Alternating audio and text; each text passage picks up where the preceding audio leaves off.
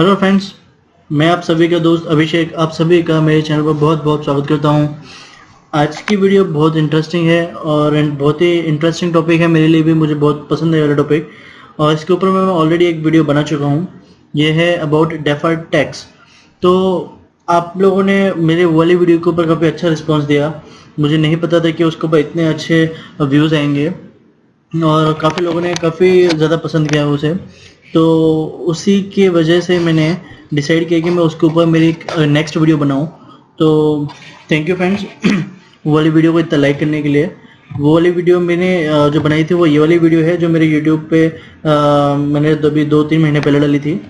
तो ये वाली वीडियो के ऊपर काफ़ी अच्छे लाइक आए हैं। 39 लोगों ने उसे लाइक किया है और करीबन 1200 लोगों ने ये वाली वीडियो व्यू की है। ये वाली वीडियो मोस्टली मेरे ख्याल से जो स्टूडेंट्स लोग हैं जिनको डेफर्ड टैक्स में प्रॉब्लम है, बहुत टफ टॉपिक जाता है, वही लोग व्यू करते हैं। तो बस उन्हीं के लिए मैंने ये वाली वीडियो, मेरी नेक्स्ट वीडियो जो है ये वाली बनाई है। ये वाली वीडियो में मैं आपको रियल टाइम एग्जांपल के साथ में बताऊंगा कि how deferred tax asset works, deferred tax asset liability, deferred tax income और एक्सपेंसेस किस तरह से वर्क करता है। और ये बहुत ही इंटरेस्टिंग वीडियो है फ्रेंड्स। तो मेक श्योर कि आप ये वाली वीडियो एंड तक देखें विदाउट स्किप किए हुए। आपका जो भी डेफर्ड टैक्स में डाउट है ना, वो सारा का सारा डाउट इसमें क्लियर हो जाएगा, इसकी मैं आपको गारंटी दे सकता हूँ। और ये वाला टॉपिक आपके लिए डेंजरस टॉपिक नहीं होगा। One of the dangerous topic कहा जाता है इसे, बहुत सारे लोग इसे स्किप कर देते हैं, बट अभी नहीं होगा। ये वाली वीडियो देखने के बाद में आप इससे आपको इससे आपको इजी, सॉरी सस्ता बोल दिया मैंने, इससे आपको इजी कोई दूसरा टॉपिक नहीं मिलेगा। आपको इतना इजी लगने लगेगा ये वाला वीडियो देखने के बाद में। तो फ्रेंड्स, यदि अभी तक आपने मेरे चैनल को सब्सक्राइब नहीं किया तो मैं रिक्वेस्ट करूंगा सबसे पहले आप मेरे चैनल को सब्सक्राइब करें। मैं इसी तरह से काफ़ी इन्फॉर्मेटिव वीडियो लेकर आता हूँ और जैसे मुझे पता चलता है कि कोई वीडियो पे अच्छे कमेंट्स आ रहे हैं और अच्छा उसे रिव्यू मिल रहा है तो मैं उसके ऊपर ज़रूर नेक्स्ट वीडियो बनाता हूँ। तो सब्सक्राइब कीजिएगा चैनल को और कोई वीडियो पसंद आए तो उसे शेयर कमेंट जरूर करो ताकि मुझे पता चले कि ये वाली वीडियो आपको पसंद आ रही है, तो मैं उसी तरह की और भी वीडियो बनाऊंगा जिस तरह से मैं आज ये वाली वीडियो बना रहा हूँ। तो ये फ्रेंड्स, वीडियो करते हैं स्टार्ट। ये वीडियो स्टार्ट करने के लिए हम एक रियल टाइम एग्जांपल देखने वाले हैं। जैसे कि सपोज ये एक एग्जांपल के लिए मैंने एक प्रॉफिट एंड लॉस लिया है। यहाँ से हम शुरू करेंगे कि डेफर्ड टैक्स किस तरह से वर्क किया जाता है। ये देखिए पूरे इसमें मैंने ये 2 रोज ब्लैंक छोड़ी हुई हैं। तो आज हम ये दोनों की वर्किंग इसमें सीखेंगे कि करंट टैक्स किस तरह से निकाला जाता है और डेफर्ड टैक्स किस तरह से निकाला जाता है, क्या क्या फ़र्क है दोनों में। ये सब हम आज ये वाली वीडियो में देखने वाले हैं। तो फ्रेंड्स, वीडियो शुरू करने से पहले आप एक बार ये जो है प्रॉफिट एंड लॉस अकाउंट को ठीक से देख लें, क्योंकि इसी के बेसिस पे आपको ये वाली वीडियो पूरी समझ में आने वाली है। इसमें हमें जो डेफर्ड टैक्स से रिलेटेड जो चीज़ हैं वो हम यहाँ पे देखेंगे, कहाँ कहाँ पर उसका रिपोर्टिंग होता है वो समझेंगे, किस तरह से इसे वर्कआउट करना है वो भी इसमें समझेंगे, और क्या फ़र्क है वो भी हम इसमें समझने की कोशिश करेंगे। तो फ्रेंड्स देखिए, सबसे पहले ये हमारा एक प्रॉफिट एंड लॉस अकाउंट है। सपोज हमारा कोई बिजनेस है और हमारा बिजनेस 2019 में शुरू हुआ है और अभी 2020 है, तो सेकंड ईयर 2020 है। तो यहीं से शुरू कर रहे हैं क्योंकि स्टार्टिंग से आपको समझ में आना चाहिए कि डेफर्ड टैक्स का ट्रीटमेंट फ्रॉम बिगिनिंग किस तरह से होता है और फिर आप उसके हिसाब से आप कर सकते हो आगे भी उसको। तो मैंने इसीलिए कंपेरेटिव फिगर लिए हैं, आपको 2 साल का मैं करके बताऊंगा, आप उस हिसाब से आपका कोई भी प्रॉब्लम सॉल्व कर सकते हैं। और यदि आप कोई बिजनेस में है, कोई ऑफिस मतलब कोई अकाउंटिंग फर्म में है, तो भी आपको समझ में आ जाएगा कि डेफर्ड टैक्स किस तरह से निकाला जाता है। मैंने बहुत सारी जगह पे देखा डेफर्ड टैक्स की वर्किंग, बहुत सारे कंसल्टेंट लोग भी जो हैं जो प्रैक्टिस में हैं वो लोग भी गलत तरीके से करते हैं, काफ़ी सारे आइटम उस पर छोड़ देते हैं, सिर्फ वो एक ही डेप्रिसिएशन के ऊपर फोकस करते हैं सिर्फ, उसके अलावा और किसी के ऊपर नहीं है। तो ये गलत है। डेफर्ड टैक्स में काफ़ी कुछ और भी है जो मैं इस वाले वीडियो में बताने वाला हूँ। तो फ्रेंड्स, हम एक बार P&L समझ लेते हैं। हमारा रेवेन्यू फ्रॉम ऑपरेशन और अदर इनकम, ये दोनों हमारे रेवेन्यू में है। ये हमारा टोटल 2 करोड़ 10 लाख का 2020 में टर्नओवर है और 128 का हमारा था 19 में। यहाँ पे कॉस्ट ऑफ मटेरियल कंज्यूम है, ये हमारा स्टॉक। उसके बाद में हमारा एम्प्लॉई बेनिफिट एक्सपेंसेस, ये हमारी फिनांस कॉस्ट है और ये हमारा डेप्रिसिएशन है। ठीक है। फिर यहाँ पर अदर कॉस्ट में हमारे क्या क्या है, legal expenses, bank commission, provision for bad and doubtful डेप्ट, bonus provision, penalty and fine, professional fee, professional tax, profession tax, फिर डोनेशन, ऑडिट फी और मिसलिनियस एक्सपेंसेस। ये सब हमारा माइनस करने के बाद में हमारा क्या आ जाएगा, हम यहाँ पे से रेवेन्यू में से ये सारा खर्चा माइनस कर देंगे तो हमारा प्रॉफिट बिफोर टैक्स आ जाएगा। उसमें से हम करंट टैक्स और डिफर टैक्स माइनस करेंगे तो हमारा प्रॉफिट आफ्टर टैक्स आ जाएगा। तो अभी हमें फ्रेंड्स यहाँ पे ये दोनों फिगर निकालनी है। तो मेन जो हमारा ये डिफर टैक्स एक्सरसाइज जो हम कर रहे हैं आज, ये इन्हीं के ऊपर डिपेंड है, ये दोनों फिगर के ऊपर हमारा डिफर टैक्स का पूरा ये वीडियो डिपेंड है। तो फ्रेंड्स डिफर टैक्स का जो ये जो होता है डिस्क्लोजर, एक तो इधर होता है और एक हमारा एसेट साइड में होता है। मैं आपको वो भी बता देता हूँ। एसेट साइड में हम उसे एसेट में मैंने सिर्फ इतने ही पढ़ लिए हैं जितने का हमें काम है। ये वाली वीडियो में मैंने पूरा एसेट नहीं लिया है, सिर्फ जो हमें काम है हम उतना ही समझेंगे ताकि आपको डिफर टैक्स का प्रोविजन सब समझ में आ जाए और दूसरी जगह पर अपना ध्यान ना भटका पाए। तो देखिए यहाँ पे हमारा एसेट साइड में सबसे पहले हमारे ऊपर होता है plant property, plant and equipment, यानी तो फिक्स एसेट जिसे हम कहते हैं। तो फिक्स एसेट का अभी यदि आपको पता होगा तो पिछले साल से नेम चेंज हो गया है एज पर शेड्यूल 6। अभी उसे प्रॉपर्टी, प्लांट एंड इक्विपमेंट कहा जाता है। वहाँ पे टेंजिबल एसेट में हमारा ग्रॉस ब्लॉक है 2016, 19 और 20 ग्रॉस ब्लॉक हमेशा सेम रहेगा, और जो भी हमारा डेप्रिसिएशन होता है उस हिसाब से हमारा एक्यूमुलेटेड डेप्रिसिएशन बढ़ता जाता है। तो देखिए यहाँ पे हमारा फर्स्ट ईयर में डेप्रिसिएशन था 65 to 50, 19 जो है हमारा फर्स्ट ईयर था, तो यहाँ पर हमारा डेप्रिसिएशन आप यहाँ पे देखेंगे 65 to 50 था। सेकंड ईयर में हमारा डेप्रिसिएशन कितना है 48,000 हो गया। तो यहाँ पर हमारा ये जो है एक्यूमुलेटेड डेप्रिसिएशन हो गया 114। अब ये दोनों के एडिशन लेंगे तो आपको 114 मिलेगा। ये देखिए 114 188, तो हमारा नेट ब्लॉक कितना आया 146 813 और यहाँ पे 195 750। तो ये हमारा नेट ब्लॉक आया। और यहाँ पे अभी हमारा यदि डिफर टैक्स एसेट रहा तो वो इधर डिस्क्लोज होगा, और डिफर टैक्स लायबिलिटी रहा तो लायबिलिटी में डिस्क्लोज होगा। तो लायबिलिटी में अभी देखिए यहाँ पे हमारे पास बोनस की प्रोविजन थी और हमारे पास बैड एंड डाउटफुल की प्रोविजन थी। ये दोनों जो थी प्रोविजन थी, तो यहाँ पे हमारी लायबिलिटी में ये दोनों प्रोविजन भी आई हैं, bonus payable, provision for bad and doubtful डेब्ट। बाकी ऐसे हमारे ड्यूरिंग द ईयर के खर्चे थे, तो उनके कोई प्रोविजन नहीं है, वो खर्चे थे सीधे। और अभी हम आगे बढ़ते हैं। देखिए तो यहाँ पे लायबिलिटी आई मेरी तो वो इधर डिस्क्लोज होगी, एसेट आई तो मेरी वो इधर डिस्क्लोज होगी। ये दोनों मैंने किस लिए यहाँ पे लिए हैं, उसका रीजन है वो मैं आपको वीडियो में कंटिन्यू वीडियो में मैं आपको बता दूंगा। तो फ्रेंड्स अभी हमें क्या जरूरत है डिफर टैक्स एसेट निकालने के लिए। सबसे पहले डिफर टैक्स एसेट निकालने के लिए जरूरी होता है कि आप आपका करंट टैक्स निकालें। करेक्ट, आपको करंट टैक्स निकालना होगा। करंट टैक्स निकालने के लिए हमें क्या करना पड़ता है, करंट टैक्स ये जो है अभी सपोज हमारे टैक्स रेट 25% है, तो प्रॉफिट बिफोर टैक्स पे 25% लगा दूंगा तो मेरा करंट टैक्स आ जाएगा। पर अकाउंटिंग में इस तरह से नहीं किया जाता है। अकाउंटिंग प्रिंसिपल्स के हिसाब से यहाँ पे हमें जो करंट टैक्स लिखना चाहिए वो हमें हमारा एज पर इनकम टैक्स की जो प्रोविजंस हैं उसके हिसाब से हमें कैलकुलेट करके जो टैक्स आता है वो करंट टैक्स में हमें यहाँ पे लिखना चाहिए। तो प्रोविजन फॉर इनकम टैक्स के हिसाब से हमें यहाँ पे कंप्यूटेशन ऑफ इनकम बनाना होगा based on these all expense and income. हमें प्रोविजन कंप्यूटेशन ऑफ इनकम बनाना होगा, और उस कंप्यूटेशन ऑफ इनकम के हिसाब से जो भी टैक्स आएगा वो हम यहाँ पे करंट टैक्स में लिखेंगे। तो अभी हम कंप्यूटेशन ऑफ इनकम बनाएंगे। उसके लिए मैं आपको बता देता हूँ कि कंप्यूटेशन ऑफ इनकम में हमें क्या करना पड़ता है। जो डेप्रिसिएशन जो हम कैलकुलेट करते हैं ये एज पर बुक्स करते हैं, ये बुक्स का जो डेप्रिसिएशन है डिसअलाउ हो जाता है, और एज पर इनकम टैक्स हमें डेप्रिसिएशन कैलकुलेट करना पड़ता है। इनकम टैक्स में डिफरेंट रेट होती हैं और कंपनी साइड में डिफरेंट रेट होती हैं। तो रेट जो इनकम टैक्स में होती है वो कैलकुलेट करके जो एक्चुअल प्रॉफिट आता है उसके ऊपर हमें टैक्स भरना पड़ता है। साथ ही में एज पर इनकम टैक्स बहुत सारे खर्चे डिसअलाउ हो जाते हैं, जैसे कि अभी हम यहाँ पे खर्चे ले रहे हैं बैड एंड डाउटफुल डेब्ट, ये सब जो खर्चे ना इनकम टैक्स में ये वाले खर्चे अलाउ नहीं होते हैं। यहाँ पे जो एक्चुअल राइट ऑफ होता है बैड डेब्ट्स वही अलाउ होता है, प्रोविजन वहाँ पे अलाउ नहीं होती है। तो ये सारे खर्चे हमें डिसअलाउ करने पड़ते हैं, और फिर जो हमारा प्रॉफिट आता है वो वाले प्रॉफिट के ऊपर हम टैक्स पे करते हैं। तो अभी हम एज पर इनकम टैक्स क्या करेंगे, कैलकुलेट करेंगे कि हमारा टैक्स कितना आ रहा है। तो उसके लिए पहले हमें डेप्रिसिएशन कैलकुलेट करना होगा। तो देखिए नॉर्मली हमारा डेप्रिसिएशन जो आ रहा था वो इतना आ रहा था। एज पर आईटी जब हम कैलकुलेट करेंगे तो 2019 में मेरे पास कैरिंग वैल्यू जो थी एज पर आईटी 261, ये देखिए ओपनिंग था, उसके ऊपर 15% डेप्रिसिएशन एज पर आईटी है प्लांट एंड मशीनरी के ऊपर, तो हमने 15% डेप्रिसिएशन लगाया, हमारा डब्ल्यूडीपी आ गया 212,850। ठीक है, यहाँ पर हमारा डब्ल्यूडीपी पहले साल में कितना था 195, लेकिन एज पर इनकम टैक्स हमारा डब्ल्यूडीपी आया है 221, डेप्रिसिएशन हमारा आया था 65, यहाँ पर हमारा डेप्रिसिएशन आया 39,000। सेकेंड ईयर में हमारा ये ओपनिंग होगा, ठीक है, ये 221 ये जो है ये हमारा ओपनिंग, उसके ऊपर हमने डेप्रिसिएशन कैलकुलेट किया, हमारा क्लोजिंग आ गया 188।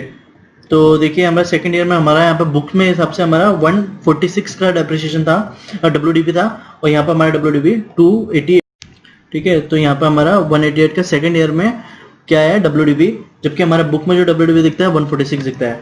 तो ये वाली फिगर बहुत इंपॉर्टेंट है हमारे डेफर्ड टैक्स वर्किंग के लिए भी और इनकम टैक्स की करंट टैक्स की वर्किंग के लिए भी, तो ध्यान में रखिएगा ये वाली। अभी हम क्या करेंगे, अभी हमें करंट टैक्स कैलकुलेट करना है, तो उसके लिए हमें क्या बनाना पड़ेगा, कंप्यूटेशन ऑफ इनकम। तो अभी हम कंप्यूटेशन ऑफ इनकम बनाएंगे।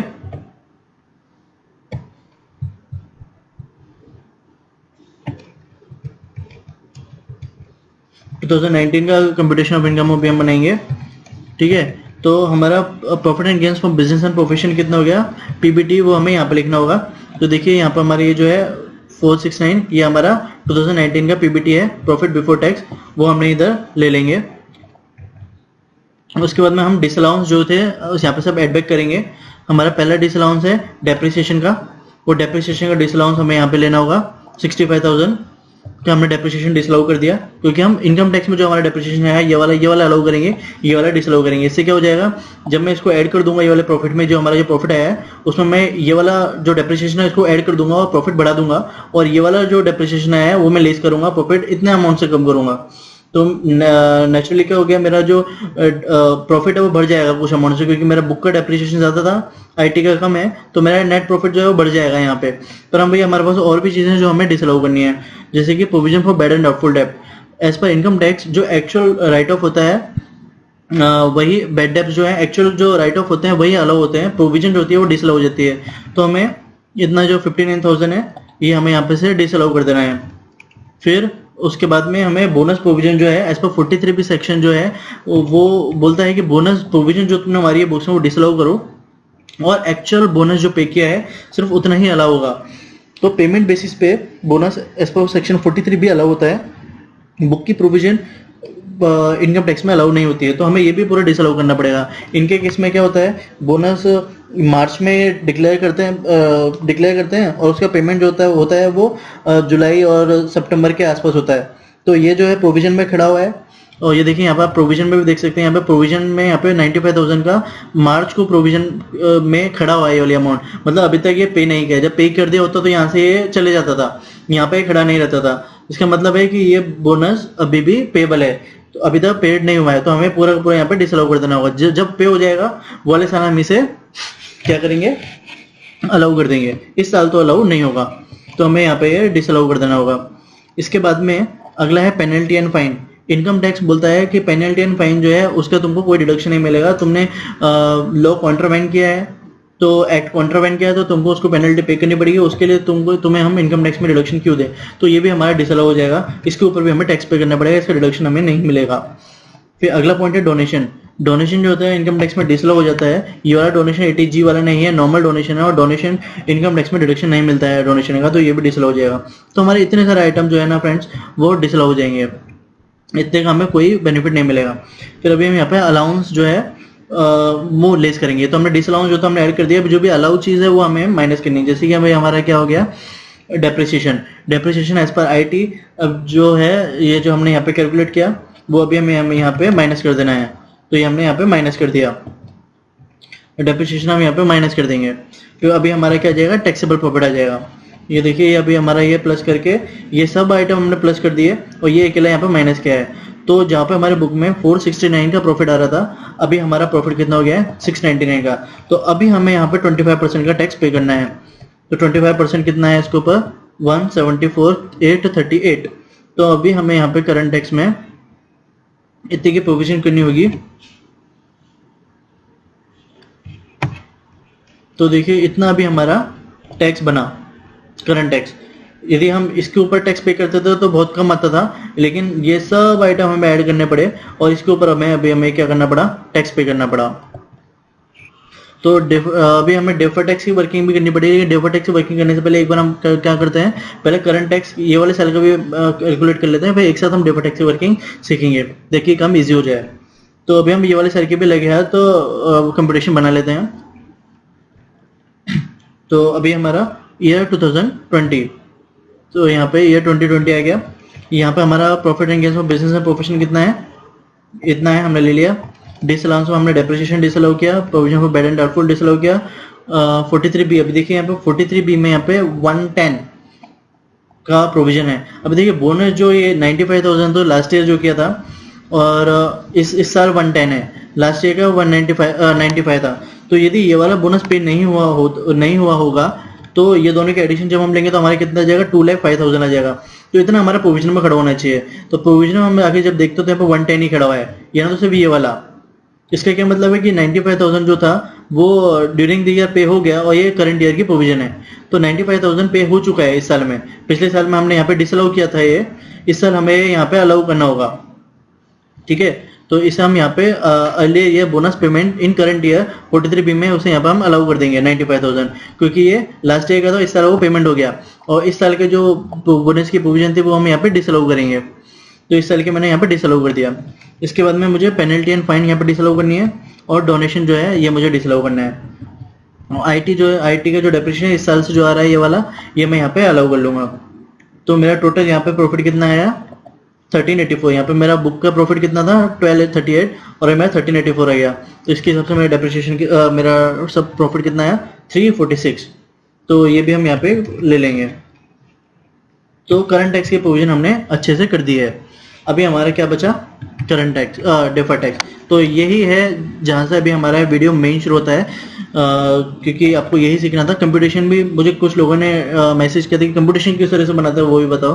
तो ये शॉर्ट में मैंने शॉर्ट एंड स्वीट मैंने बना के बता दिया है किस तरह से आप कंप्यूटेशन बना सकते हैं। मेन मेरा जो वीडियो है ये है अबाउट डेफर्ड टैक्स। तो अभी आप उसके ऊपर बहुत ही अच्छे से ध्यान दीजिएगा। यदि आपने मेरी पुरानी वीडियो नहीं देखी डेफर्ड टैक्स के ऊपर, आई विल रिकमेंड कि आप पहले वाली वीडियो देखें। वहाँ पे बहुत सारी कंसेप्ट आपके पहले ही क्लियर हो जाने वाली है, जो आपकी ये वाली वीडियो में काम आएगी। आइए फिर मैं आपको शॉर्ट में बता देता हूँ कि देखिए डेफर्ड टैक्स में क्या होता है, दो तरह के आइटम ये होते हैं, डिफरेंसेस होते हैं। डेफर्ड टैक्स मेनली क्या है, डिफरेंसेस जो एज पर अकाउंटिंग, और जैसे कि ये सारे हमारे अकाउंटिंग में सारे खर्चे थे, हाँ, और ये सब हमारे competition of income as per income tax पर खर्चे हैं। तो जो अकाउंटिंग और इनकम टैक्स में जो खर्चे आते हैं उनके जो डिफरेंस आता है, वो डिफरेंस के ऊपर डेफर्ड टैक्स क्रिएट किया जाता है। वो डिफरेंस दो तरह के होते हैं, वो टाइमिंग डिफरेंस होते हैं। वो दो तरह के टाइमिंग डिफरेंस होते हैं, एक होता है परमानेंट टाइमिंग डिफरेंस और दूसरा होता है temporary timing difference. Timing difference क्यों बोलते हैं उन्हें, जैसे कि हमने बोनस की प्रोविजन देखी। बोनस में यहाँ पे हमने इस साल बुक्स में डिडक्शन ले लिया था, लेकिन हमने आईटी में डिडक्शन कब लिया, सेकंड ईयर में डिडक्शन लिया। टाइमिंग चेंज हो गई उसकी। बुक में हमने उसको फर्स्ट ईयर में रिकॉग्नाइज किया, टैक्स में हमने उसको सेकंड ईयर में रिकॉग्नाइज किया, टैक्स में हमने उसको पेमेंट के बेसिस पे रिकॉग्नाइज किया। इसी तरह से काफी सारे खर्चे होते हैं जो हम टाइमिंग उनका अलग अलग होता है, बुक में टाइमिंग अलग होता है और टैक्स में उनका टाइमिंग अलग अलग होता है। तो वो टाइमिंग के ऊपर हमें टैक्स लगाना पड़ता है, और टाइमिंग के ऊपर वो टैक्स को हम क्या बोलते हैं, डेफर्ड टैक्स बोलते हैं। तो वो जो है टाइमिंग दो तरह की होती है, परमानेंट डिफरेंस और एक टेम्परेरी डिफरेंस। तो जो परमानेंट डिफरेंस होते हैं वो कौन से होते हैं, ऐसे डिफरेंस जो कभी भी नियर फ्यूचर में जाके ऑकर नहीं होंगे। जैसे कि मैंने यहाँ पे पेनल्टी एंड फाइन का डिडक्शन लिया था, मैंने यहाँ पे वो डिसअलाउ कर दिया। ये वाला खर्चा मेरा कभी भी इनकम टैक्स में अलाउ नहीं होगा। इनकम टैक्स बोलता ही नहीं है कि इसको अलाउ करो, कभी भी कोई भी कंडीशन में अलाउ नहीं हो सकता। तो ये खर्चा मेरा कभी भी फ्यूचर में आके मुझे इसका रिडक्शन नहीं मिलेगा। तो ये मेरा क्या हो गया, परमानेंट डिफरेंस हो गया। बोनस इस साल में नहीं है, अगले साल में मुझे इसका रिडक्शन मिल जाएगा। तो ये मेरा क्या हो गया, टेम्पररी डिफरेंस हो गया, अभी नहीं है, मुझे आगे जाके मिल जाएगा। बैड एंड डाउटफुल डेट जब मैं एक्चुअल बेसिस पर राइट ऑफ करूंगा तो मुझे इसका रिडक्शन मिल जाएगा। तो ये भी क्या हुआ, मेरा टाइमिंग डिफरेंस हो गया, करेक्ट। तो अभी हमको क्या करना है, ये जितनी भी आइटम है उन सबके ऊपर लिखना है कि कौन सा टाइमिंग डिफरेंस है और कौन सा परमानेंट डिफरेंस है। तो फ्रेंड्स डेफर्ड टैक्स के लिए मेन क्या चीज़ है, वो है कंप्यूटेशन ऑफ इनकम। यदि आपने कंप्यूटेशन ऑफ इनकम बना लिया, आपको पूरा समझ में आ गया, तो डेफर्ड टैक्स निकालना आपके लिए कोई बड़ी बात नहीं है, आपके लिए बाएं हाथ पे खेल है। तो मेन क्या होता है, हमें क्या निकालना होता है, टाइमिंग डिफरेंस निकालना होता है as per book and as per computation of income, यानी तो एज पर इनकम टैक्स। और कंप्यूटेशन क्या बोलते हैं अपना, एज बुक और टैक्स में जो आइटम होते हैं वो आइटम सबके सब हमें कहाँ मिलते हैं, कंप्यूटेशन में। तो बुक को टैक्स से डिफरेंट बनाने वाला जो इंस्ट्रूमेंट होता है उसे हम बोलते हैं कंप्यूटेशन ऑफ इनकम, करेक्ट। जो स्टेटमेंट होता है उसे हम कंप्यूटेशन ऑफ इनकम बोलते हैं। तो यही वो सारे आइटम है जिसकी वजह से ये दोनों का जो प्रॉफिट है ये चेंज हुआ है। ये आइटम की वजह से हुआ है ना, तो ये वाला आइटम में हमको रिमार्क डालना होगा कि कौन सा परमानेंट है और कौन सा टेम्पररी है। हमें रिमार्क डालते हैं। डेप्रिसिएशन, अभी डेप्रिसिएशन में आप देख सकते हैं कि इनकम टैक्स में ये बुक में हमें डेप्रिसिएशन, तो आप ये देख सकते हैं कि यहाँ पे हमारे बुक में जो डेप्रिसिएशन था और हमारे ये जो है 25% का हम बुक में डेप्रिसिएशन लेते थे और टैक्स में हम 15% लेते हैं। तो टैक्स में हम क्या कर रहे हैं, टैक्स में कम डेप्रिसिएशन ले रहे हैं, हम अभी कम डेप्रिसिएशन ले रहे हैं। तो इससे क्या होगा, देखो बुक में हमारा बुक ब्लॉक जो है वो जल्दी खत्म हो जाएगा, तो 146 हो गया। यहाँ पर हमारे पास अभी भी 188 का बचा है, तो बुक का हमारा जो ब्लॉक है वो जल्दी खत्म हो जाएगा और हमारा टैक्स का जो ब्लॉक है वो थोड़े टाइम बाद में खत्म होगा। तो यहाँ पे भी हमने ये जो डिफरेंस है, टाइमिंग डिफरेंस है, यहाँ पे जल्दी खत्म हो जाएगा, यहाँ पे थोड़ी टाइम बाद में खत्म होगा, लेकिन खत्म तो दोनों में होना है। तो ये मेरा टाइमिंग डिफरेंस है, डेप्रिसिएशन भी। तो ये मेरा क्या हो गया, टेम्पररी डिफरेंस। तो इसे मैं यहाँ पे क्या नाम दूंगा, पहले सबको एक टैग दे दो आप, जिससे आपका काम इजी हो जाए। ये टेम्पररी डिफरेंस है। बेड डेप्स जब मैं एक्चुअल राइट ऑफ करूंगा तब मुझे मिल जाएगा, तो ये भी टेम्पररी डिफरेंस है। बोनस जब मैं कैश में पे करूंगा तब मुझे मिल जाएगा, ये भी टेम्पररी डिफरेंस है। पेनल्टी एंड फाइन, ये मुझे कभी भी डिडक्शन नहीं मिलने वाला, तो ये मेरा परमानेंट डिफरेंस हो गया। डोनेशन, मुझे कभी भी डिडक्शन नहीं मिलने वाला, मेरा परमानेंट डिफरेंस हो गया। ये बोनस ही है ऊपर वाला, तो ये टेम्पररी था। डेप्रिसिएशन ये भी टेम्पररी है। तो ये भी हमने सबको दे दिया। तो अभी फ्रेंड्स, डिफर्ड टैक्स जो है वो हमेशा टेम्पररी डिफरेंस में निकाला जाता है। क्यों? क्योंकि ये वाला मेरा आगे जाके मेरा खर्चा टैक्स में बला होने वाला है, तो आगे जाके मुझे इसका रिडक्शन मिल जाएगा। तो ये मेरा टेम्पररी डिफरेंस है। तो जो मुझे मिल सकता है, जिसका फ्यूचर सर्टन है, ऐसे आइटम के ऊपर डिफर्ड टैक्स कैलकुलेट किया जाता है और उसकी अकाउंटिंग की जाती है। और जो परमानेंट है वो तो कभी होने वाला नहीं है, तो उसके ऊपर हमें कोई भी डिफर्ड टैक्स का ट्रीटमेंट नहीं देना पड़ता है। फ्रेंड्स, मेन क्यों डिफर्ड टैक्स की प्रोविजन की जाती है यहाँ पे, जब मैं यहाँ पे करंट टैक्स की फुल एंट्री मार चुका हूं, तो मैं यहाँ पे डिफर्ड टैक्स की एंट्री क्यों मारूं? ये क्वेश्चन आता होगा आपके मन में, तो उसका भी मैं आपको रीजन बता देता हूँ। देखिए, यदि मैं इसके ऊपर सीधा डेप्रिसिएशन लगाता था, सीधा टैक्स लगा देता था एज पर बुक, तो 25% मेरा कम आता था, लेकिन यहाँ पे मेरा ये ज्यादा आया है। तो ये जो डिफरेंस आया है मेरे टैक्स में, ड्यू टू टैक्स लॉस की वजह से मेरा अकाउंटिंग जो है वो चेंज हो गया। तो ये जो डिफरेंस आया ना, वो डिफरेंस को मिटिगेट करने के लिए हमें डिफर्ड टैक्स की प्रोविजन माननी पड़ती है। कि अगर मेरा टैक्स लॉ और ये दोनों सेम होता था, तो मेरा यहाँ पे टैक्स सेम आता था दोनों तरफ, लेकिन अभी मेरा अलग आ रहा है। इसके हिसाब से 25% और इसके हिसाब से 25% अलग अलग आ रहा है। तो इन दोनों को जो डिफरेंस आ रहा है ना, वो डिफरेंस को मिटिगेट करने के लिए जितना हद तक पॉसिबल है, जितना फ्यूचर में जाके वो रिवर्स हो सकता है, वाला आइटम फ्यूचर में जाके उनका रिडक्शन मिल सकता है, वो हमें यहाँ पे सेट ऑफ करना पड़ता है। तो उसके लिए हमें यहाँ पे डिफर्ड टैक्स की एंट्री मारनी पड़ती है। मैं आपको अभी ये वाले एग्जांपल में क्लियर कर दूंगा जो मैंने अभी बोला। यदि आपको नहीं समझा हो तो आपको आगे समझ जाएगा। तो अभी देखिए फ्रेंड्स, अभी हमने यहाँ पे टाइमिंग डिफरेंस निकाल लिया, करेक्ट। ये सब हमारा टाइमिंग डिफरेंस है। तो हमें डिफर्ड टैक्स अभी यही वाले आइटम के ऊपर निकालना है, बाकी ये दोनों आइटम हमारे कुछ काम के नहीं है। अभी फ्रेंड्स, डिफर्ड टैक्स जो निकाला जाता है, वो हमेशा ये जो आइटम है ना यहाँ पे, इन सबका बेस जो है उसके ऊपर निकाला जाता है। इन सबका बेस किधर है? उनका सबका बेस है एसेट एंड लायबिलिटीज में। बेस वैल्यू जो है इनकी ये है। ये तो करंट ईयर का है। हमें हमेशा क्लोजिंग कैरिंग वैल्यू जो होती है, वो कैरिंग वैल्यू पे डिफर्ड टैक्स निकालना पड़ता है। तो आइए हम चेक करते हैं कि डिफर्ड टैक्स किस तरह से निकालते हैं।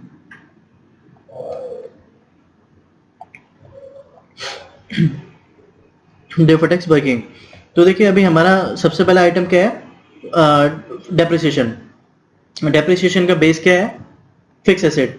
फिक्स एसेट में WDV 2019 की। तो अभी हम यहाँ पे एक शेड्यूल इस तरह से आप वर्किंग बना लें।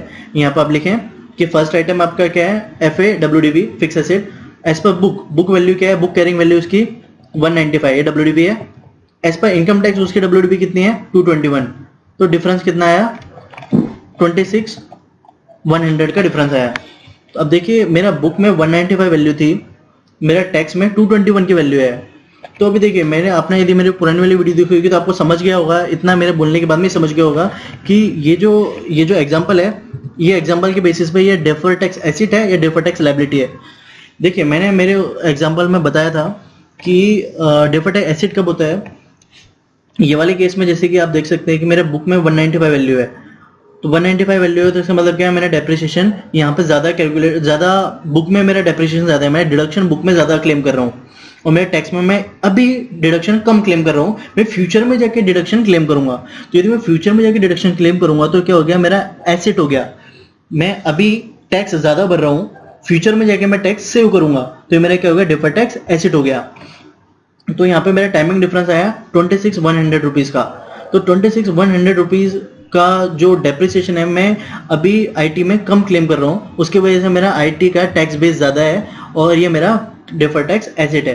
तो ये जो टाइमिंग डिफरेंस आया इसके ऊपर मेरा टैक्स नॉर्मल टैक्स रेट कितना था 25%। तो टाइमिंग डिफरेंस के ऊपर मैं कितना टैक्स ज्यादा भर रहा हूँ अभी 6525। तो इतना मैं ज्यादा अभी भर रहा हूँ तो मैं इतना फ्यूचर में जाके सेव करूंगा।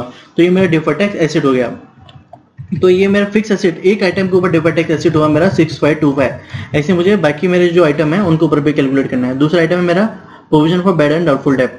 तो provision for bad and doubtful debt लिखेंगे, उसकी बुक की वैल्यू लिखेंगे, ये जो है लाइबिलिटीज में 59,000 रुपीज। मैं आईटी में इसको क्लेम कर रहा हूँ क्या, नहीं कर रहा हूँ, मैं आईटी में से डिसअलाउ कर रहा हूँ। तो मेरा आईटी में मेरा कोई भी डिडक्शन नहीं है, बुक में मैं 59,000 का डिडक्शन ले रहा हूँ, आईटी में कुछ भी डिडक्शन नहीं ले रहा हूँ।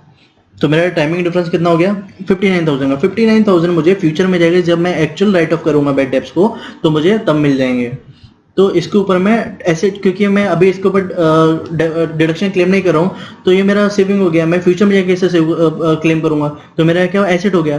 तो इसके ऊपर मैं डिफर्ड एसेट क्रिएट करूंगा 25% की 14,750। इसी तरह से बोनस पेबल, बोनस 95,000 की इसकी कैरिंग वैल्यू है, ये हमने यहाँ पे 95,000 लिख दिया। टैक्स बेस कुछ भी नहीं है, मैं अभी तक कोई एक्चुअल पेमेंट नहीं किया, तो मैं जब फ्यूचर में पेमेंट करूंगा तो मैं इसे डिडक्शन क्लेम कर लूंगा इसका। तो इसके ऊपर भी मैं एसेट क्रिएट करूंगा, तो इसके ऊपर एसेट क्रिएट किया। तो ऐसे मेरे इस साल में ये 3 टाइमिंग डिफरेंस थे, तीनों के ऊपर मैंने डेप्रिसिएशन क्लेम, तीनों के ऊपर मैंने डिफर्ड एसेट क्रिएट कर लिया। यहाँ पे जो है ये भी टाइमिंग डिफरेंस, ये तो ये करंट ईयर का, अभी हम 19 देख रहे हैं। तो 19 में हमारे पास यही था, ये आईटी का जो डेप्रिसिएशन था वो हमने यहाँ पे ले लिया टैक्स बेस उसका, तो यहाँ पे उसका इफेक्ट आ गया। मैं आपको क्रॉस वेरीफाई भी करवा देता हूँ एक बार, देखिए इसके ऊपर हमने डेप्रिसिएशन क्लेम किया था 25%, करेक्ट। इसके ऊपर किया था, इसके ऊपर किया था और इसके ऊपर किया। अब सबकी टोटल लेंगे तो देखिए 45,025, ये 45,025, तो ये हमारा मैच हो गया। इतने के ऊपर हमने क्या किया, डिफर्ड एसेट क्रिएट कर लिया। तो अभी हमारा इधर हम यहाँ पे कितना, ये हमारा जो 19 का है उधर हम लिखेंगे ये वाली वैल्यू को। अभी देखिए ये मेरा डिफर्ड एसेट है, तो डिफर्ड एसेट की एंट्री क्या मारेंगे, अब हमें फिक्स एसेट में डिफर्ड एसेट क्रिएट करना होगा। तो deferred tax asset account debit to deferred tax income, तो यहाँ पे डिफर्ड टैक्स में क्रेडिट बैलेंस आ जाएगा यहाँ पे।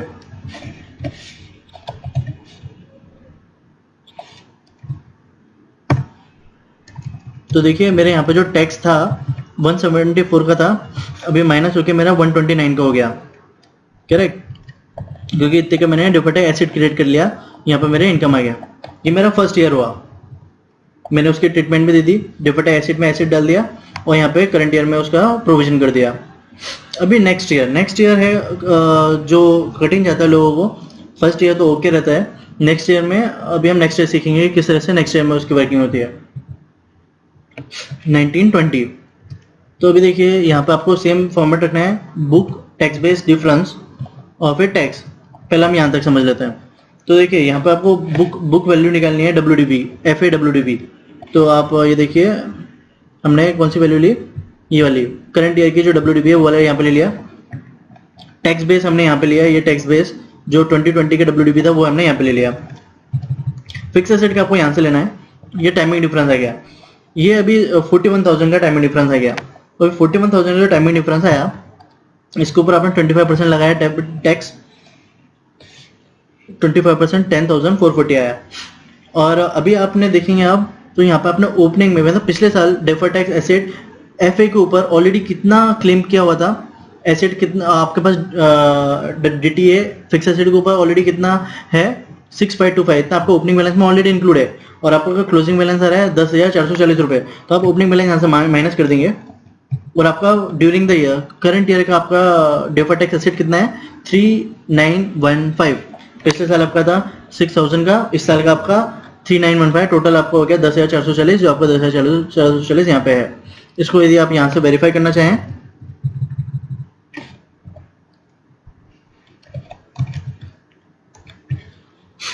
25%, इधर भी पेस्ट करके रख देता हूँ।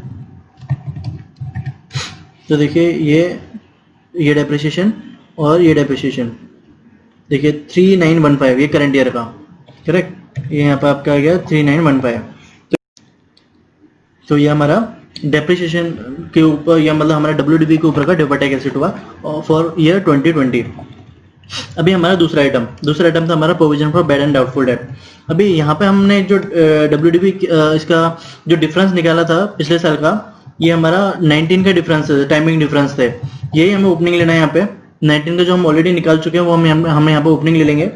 अभी आप देखिए provision for bad and doubtful date, इस साल में हमने 40,000 का डिसअलाउ किया है। अलाउ कुछ किया है क्या? कुछ भी नहीं किया है। ये हमने सिर्फ यहाँ पे डाउटफुल डेप्ट हमारा पूरा सिर्फ डिसअलाउ ही है, डिसअलाउ ही हुआ है। तो 59,000 हमारा ऑलरेडी था, टैक्स बेस में हमने 40,000 डिसअलाउ कर दिया, तो वो हम यहाँ पे लिख लेंगे 40,000। हमारा टोटल टाइमिंग डिफरेंस कितना हो गया? 99,000 का। आप ये यहाँ पे से मैच कर सकते हैं। 2020 में आपका 99,000 का WDV है, WDV नहीं सॉरी, कैरिंग वैल्यू जो है बुक की आपकी 99,000 की है, तो आप यहाँ पे 99,000 लिख सकते हैं। या फिर आप डायरेक्ट यहाँ पे ये जो डिफरेंस का जो कॉलम है ना, ये आपका ये डिफरेंस के कॉलम में आपका हमेशा क्लोजिंग बैलेंस ऑफ बुक जो है वो आना चाहिए। आपको बुक के क्लोजिंग बैलेंस पे डेफर्ड टैक्स कैलकुलेट करना है। तो आपका 99,000 आ गया, यहाँ पे से वो मैच हो गया। इसके ऊपर आपको भी डेफर्ड टैक्स निकालना है। इस पर से 25% आपने निकाला, आपका आया 24,000। 99 पे 25% हो गया 24,750। पिछले साल हम ऑलरेडी कितना क्लेम कर चुके हैं? 14,750 हम पिछले साल ऑलरेडी कैलकुलेट कर चुके हैं। इस साल का हमारा डेफर्ड टैक्स कितना आया? 10,000 रुपीज का। आप वो यहाँ से देख सकते हैं, इस साल का हमारा 10,000, करेक्ट, वो हमारा ये आ गया। अभी अगला है हमारा बोनस पेबल। ये थोड़ा ट्रिकी है, तो ध्यान दीजिएगा। हमने पिछले साल 95,000 रुपये डिसअलाउ किए थे, उसके ऊपर हमने डेफर्ड टैक्स 23,000 का क्रिएट कर लिया था डेफर्ड टैक्स एसेट। इस साल का ओपनिंग कितना हो गया? 95,000, करेक्ट। अभी देखिए यहाँ पे हमने क्या किया है, बोनस 1,10,000 जो इस साल की प्रोविजन थी वो डिसअलाउ करी, और पिछले साल का जो हमने डिसअलाउ किया था वो हमने यहाँ पे अलाउ कर दिया क्योंकि वो पेमेंट हो गया उसका। तो हमारा नेट 15,000 का एडिशन हुआ है। जो 15,000 मैंने यहाँ पे ऐड कर दिया, ये दोनों का प्लस माइनस करके, और मेरा टोटल जो टाइमिंग डिफरेंस आया 110 आया, जो मेरा यहाँ से मैच हो रहा है बोनस प्रोविजन से 110। तो ये 110 मैंने यहाँ पे लिख दिया। इसके ऊपर मैंने ये कैलकुलेट किया डेफर्ड टैक्स डिफरेंस के ऊपर डेफर्ड टैक्स 27,500 आया। 23,750 में पिछले साल ऑलरेडी रिकॉग्नाइज कर चुका हूँ मेरा डेफर्ड टैक्स एसेट को, तो यहाँ पे मैं लिख दूंगा। तो ड्यूरिंग द ईयर का मेरा डेफर्ड टैक्स आया 3,750 का, करेक्ट। तो मेरा टोटल डेफर्ड टैक्स इतना आया 2020 का 17,665 रुपये। तो यहाँ पे देखिए फ्रेंड्स, ये जो 95,000 था ये मेरा यहाँ पे रिवर्स हो गया।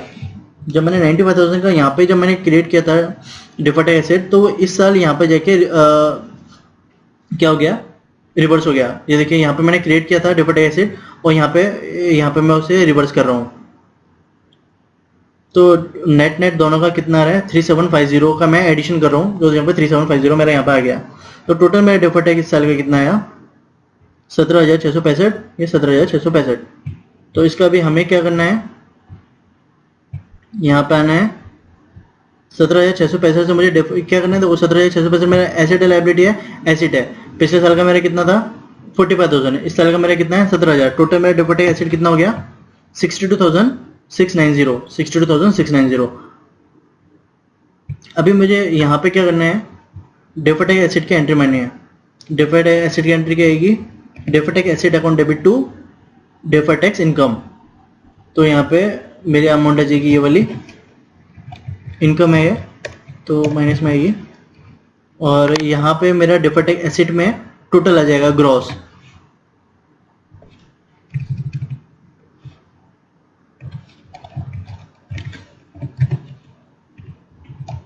62,690। यहाँ पे मैं दोनों साल का दूंगा तो मुझे मालूम चल जाएगा 62,690। तो ये मेरा डेफर्ड टैक्स एसेट की यहाँ पे मेरी इस तरह से अकाउंटिंग भी हो गई। अभी फ्रेंड्स यदि मुझे फिर भी मैच करना है कि मेरा इसमें सारा का सारा जो टैक्स इफेक्ट है वो इसमें कवर हो रहा है कि नहीं हो रहा है, तो उसे भी क्रॉस वेरीफाई इस तरह से तो मैंने आपको बता ही दिया, जहाँ से आप रिको कर सकते हैं इसका टैक्स रिको। एक दूसरा तरीका भी है जहाँ से आप इसका टैक्स रिको कर सकते हैं।